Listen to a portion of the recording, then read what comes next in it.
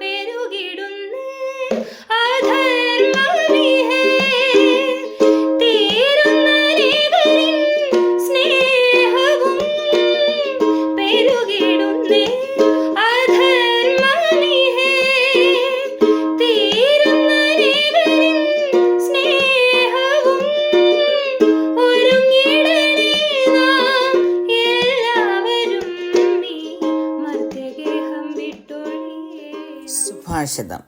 ദിനംതോറും നാം കേൾക്കുന്ന വാർത്തകളിൽ അധിക പങ്കും അധർമ്മവും അനീതിയും നിറഞ്ഞതാണെന്ന് എല്ലാവർക്കും അറിയാം. ചിലപ്പോഴെങ്കിലും നാം അറിയാതെ ചോദിക്കും, ദൈവമേ, അവിടുന്ന് ഇത് കാണുന്നില്ലേ, അറിയുന്നില്ലേ, എന്നാണ് ഇതിനൊക്കെ ഒരു അവസാനം ഉണ്ടാകുന്നത് എന്ന്. പീഡനത്തിലും കഷ്ടപ്പാടിലും അനീതിയിലും അധർമ്മത്തിലും കടന്നുപോയ തെസ്സലോനിക്ക സഭയും ഇങ്ങനെയുള്ള ചോദ്യങ്ങൾ പൗലോസിനോട് ചോദിച്ചിരുന്നു. അവരെ ആശ്വസിപ്പിച്ച് ഉറപ്പിക്കുന്നതിനും വിശുദ്ധിയോടെ കർത്താവിന്റെ വരവിനു വേണ്ടി ഒരുങ്ങി കാത്തിരിക്കാൻ പ്രബോധിപ്പിച്ചുകൊണ്ട് എഴുതിയതാണ് തെസ്സലോനിക്ക ലേഖനങ്ങൾ.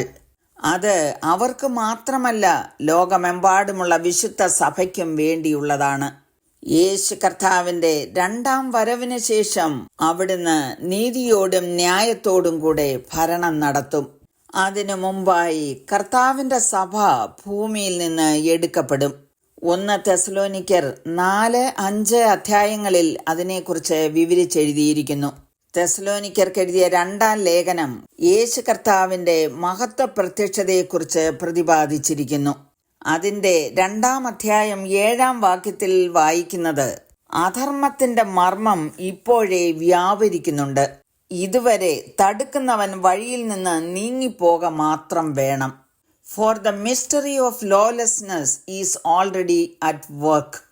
എന്താണ് ഈ അധർമ്മത്തിന്റെ മർമ്മം എന്ന് പൗലോസ് ഉദ്ദേശിക്കുന്നത്? അന്നത്തെ തെസ്സലോനിക്ക സഭയിൽ മറച്ചു വെക്കപ്പെട്ട ഒരു മ്ലേച്ഛത അവരുടെ ഇടയിലുണ്ടായിരുന്നു. ഒരുപക്ഷെ തെസ്സലോനിക്കയിലെ സഭയ്ക്കകത്തുള്ള ദുരുപദേശമോ അവരുടെ രഹസ്യമായ അന്യ ആരാധനയോ ഭിന്നതയോ ചില ശുശ്രൂഷകന്മാരുടെ നിഗളമോ സഭാംഗങ്ങളെ അവർ രഹസ്യമായി പീഡിപ്പിക്കുന്നതോ അല്ലെങ്കിൽ കർത്താവ് വരുമെന്ന് പറഞ്ഞുകൊണ്ട് നിഷ്ക്രിയരായി കാത്തിരിക്കുന്നതോ എന്തുമാകാം. ഇത് അന്നത്തെ കാര്യം മാത്രമല്ല, ഇന്നുമുള്ള പൊതുവായ ഒരു ചിത്രമാണ്. ഒരു അധർമ്മത്തിന്റെ ശക്തി ലോകാരംഭം മുതൽ ഇന്ന് വരെയും വ്യാപിക്കുന്നുണ്ട്. പാപം ചെയ്യുന്നവനെല്ലാം അധർമ്മവും ചെയ്യുന്നു, പാപം അധർമ്മം തന്നെയെന്ന് 1 യോഹന്നാൻ 3:4 കാണുന്നു. പാപം ചെയ്യുന്നവൻ പിശാചിന്റെ മകനാകുന്നു, പിശാച് ആദ്യം മുതൽ പാപം ചെയ്യുന്നുവല്ലോ. പിശാചിന്റെ പ്രവൃത്തികളെ അഴിപ്പാൻ തന്നെയാണ് ദൈവപുത്രനായ യേശു ക്രിസ്തു വെളിപ്പെട്ടത്. ദൈവത്തിനെതിരായി പ്രവർത്തിക്കുന്ന ഈ അധർമ്മമൂർത്തി വിശ്വാസത്യാഗത്തിനായി മനുഷ്യരിൽ പ്രവർത്തിച്ചു കൊണ്ടിരിക്കുന്നു. 2-3 വാക്യത്തിൽ എഴുതിയിരിക്കുന്നത്, ആരും ഏത് വിധേനയും നിങ്ങളെ ചതിക്കരുത്. ആദ്യമേ വിശ്വാസത്യാഗം സംഭവിക്കുകയും നാശയോഗ്യനും അധർമ്മമൂർത്തിയുമായവൻ വെളിപ്പെടുകയും വേണം. അവൻ സമയത്തിനു മുമ്പേ വെളിപ്പെടാതിരിക്കേണ്ടതിന് ഇപ്പോൾ തടുത്തിരിക്കുകയാണ്. കർത്താവ് ദൈവപുത്രനായി വെളിപ്പെട്ടു വന്നതുപോലെ ഈ അധർമ്മശക്തി, അതായത് എതിർ ക്രിസ്തു, വെളിപ്പെട്ടു വരും. അവൻ ദൈവാലയത്തിൽ ഇരുന്നു കൊണ്ട് ദൈവമെന്ന് നടിച്ച് ദൈവമെന്നോ പൂജാവിഷയമെന്നോ പേരുള്ള സകലത്തിനും മീതെ തന്നെത്താൻ ഉയർത്തുന്ന എതിരാളിയത്രയെന്ന് 4-ാം വാക്യത്തിൽ എഴുതിയിരിക്കുന്നു. നാം വായിച്ച വാക്യത്തിൽ തടുക്കുന്നവനെ കുറിച്ച് രേഖപ്പെടുത്തിയിരിക്കുന്നത് പാപത്തെക്കുറിച്ചും നീതിയെക്കുറിച്ചും ന്യായവിധിയെക്കുറിച്ചും ബോധം വരുത്തുന്ന പരിശുദ്ധാത്മാവത്രേ. കർത്താവിന്റെ മധ്യാകാശ വരവിൽ പരിശുദ്ധാത്മാവിനോടൊപ്പം സഭ മേഘങ്ങളിൽ എടുക്കപ്പെടും. ഇങ്ങനെ നാം എപ്പോഴും കർത്താവിനോട് കൂടെയിരിക്കും. നാം വായിച്ച വാക്യത്തിൽ എഴുതിയിരിക്കുന്നത് പോലെ തടുക്കുന്നവൻ വഴിയിൽ നിന്ന് മാറിപ്പോകും. അപ്പോൾ ഭൂമിയിൽ സംഭവിക്കുന്ന കാര്യങ്ങളാണ് 8 മുതൽ 12 വരെയുള്ള വാക്യങ്ങളിൽ എഴുതിയിരിക്കുന്നത്. അധർമ്മമൂർത്തി മുഴുബലത്തോടെ വെളിപ്പെട്ടു വരും.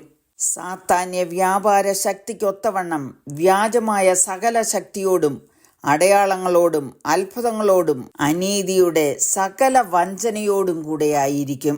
സത്യമായ യേശു കർത്താവിനെ വിശ്വസിക്കാതെ അനീതിയിൽ രസിക്കുന്ന ഏവർക്കും ന്യായവിധിയുണ്ടാകും. അധർമ്മമൂർത്തിയെ കർത്താവായ യേശു തൻ്റെ വായിലെ ശ്വാസത്താൽ ഒടുക്കി തൻ്റെ പ്രത്യക്ഷതയുടെ പ്രഭാവത്താൽ നശിപ്പിക്കുമെന്ന് 8-ാം വാക്യത്തിൽ രേഖപ്പെടുത്തിയിരിക്കുന്നു.